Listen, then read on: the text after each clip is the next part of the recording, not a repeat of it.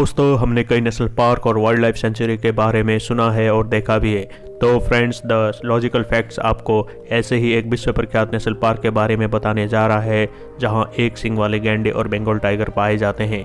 तो आगे बढ़ने से पहले चैनल को सब्सक्राइब करना मत भूलिएगा। फ्रेंड्स, स्वागत है आपका द लॉजिकल फैक्ट्स की दुनिया में। चितवन नेशनल पार्क, जी हाँ, ये नेशनल पार्क नेपाल में स्थित है। नेपाल का पहला नेशनल पार्क है। इसे पहले रॉयल चितवन नेशनल पार्क भी कहा जाता था। इसे नेपाली में चितवन राष्ट्रीय निकुंज भी कहा जाता है।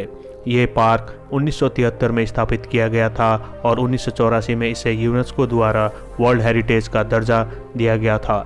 यह पार्क 952.63 किलोमीटर को कवर करता है और नवलपुर, पर्सा, चितवन और मकवानपुर जिलों में दक्षिण मध्य नेपाल के उपोष्ण कटिबंधीय भीतरी तराई क्षेत्रों में स्थित है। इसके उत्तर पश्चिम भाग में नारायणी राप्ती नदी प्राकृतिक बाउंड्री का काम करती है इंसानों के बस्ती के लिए।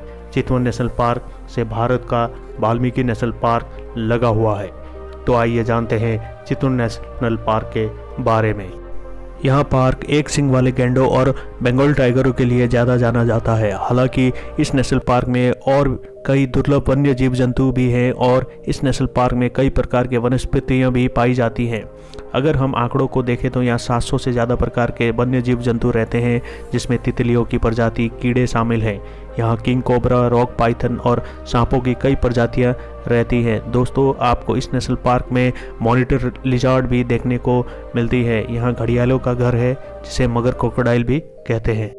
पर नाटकीय रूप से 2003 में घड़ियालों की संख्या बस 38 ही रह गई थी। इनकी प्रजाति को बचाने के लिए हर एक वर्ष घड़ियाल के अंडे को कलेक्ट करके ब्रीडिंग सेंटर में हैचिंग किया जाता रहा है घड़ियाल कंजर्वेशन प्रोजेक्ट के तहत, और हर एक साल वयस्क घड़ियाल को नारायणी राप्ती नदी में लाया जाता रहा है। यह राष्ट्रीय उद्यान 68 स्तनधारी स्पीसीज का घर है, जहां the king of the jungle Bengal tiger जैसे जीव रहते हैं। दुनिया भर में खुले में रहने वाले करीब 3000 से ज़्यादा बाघ हैं। उनमें से 120 से 150 चितवन नेशनल पार्क में हैं और उनकी संख्या बढ़ रही है। दोस्तों, इस नेशनल पार्क में बाघ के अलावा हाथी, भालू, तेंदुआ, नीलगाई, जंगली सूअर भी पाई जाती है। 550 से ज़्यादा चिड़ियों की प्रजाति भी पाई जाती है और कई प्रकार के मछलियाँ भी इस नेशनल पार्क में पाई जाती हैं। प्रत्येक साल इस नेशनल पार्क में पर्यटक 80,000 से ज़्यादा की संख्या में आते हैं। दोस्तों, जैसा कि मैंने आपको बताया, ये नेशनल पार्क एक सींग वाले गैंडे और बाघ के लिए दुनिया भर में जाना जाता रहा है। अगर किसी भी तरह की जानवरों को महामारी आती है तो उन्हें चितवन नेशनल पार्क से बर्दिया नेशनल पार्क और शुक्लपंत वाइल्ड लाइफ सेंचुरी में ले जाया जाता रहा है।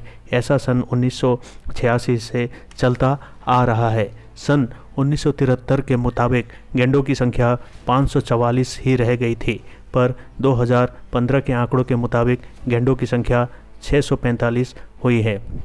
गैंडों का शिकार उनके सींगों के लिए शक्तिवर्धक दवाइयाँ बनाने के लिए किया जाता है। कहा जाता है कि गैंडों को उपहार स्वरूप मित्र राष्ट्र को भी दिया जाता रहा है। चितवन नेशनल पार्क की सुरक्षा नेपाली सेना के हाथों में है। हर दिन 1500 से ज़्यादा सैनिक शिकारियों की तलाश में जंगल के वन्य जीव जंतु की सुरक्षा करते हैं। अगर आपको चितवन नेशनल पार्क का विजिट करना हो तो अक्टूबर से दिसंबर अच्छा समय माना जाता है, क्योंकि इस समय बाघ और गैंडों को देखा जा सकता है। तो दोस्तों, आशा करता हूँ आपको ये जानकारी पसंद आई होगी। अगर आपका कोई सुझाव हो तो कमेंट सेक्शन में कमेंट कीजिए और चैनल को सब्सक्राइब कीजिए। धन्यवाद।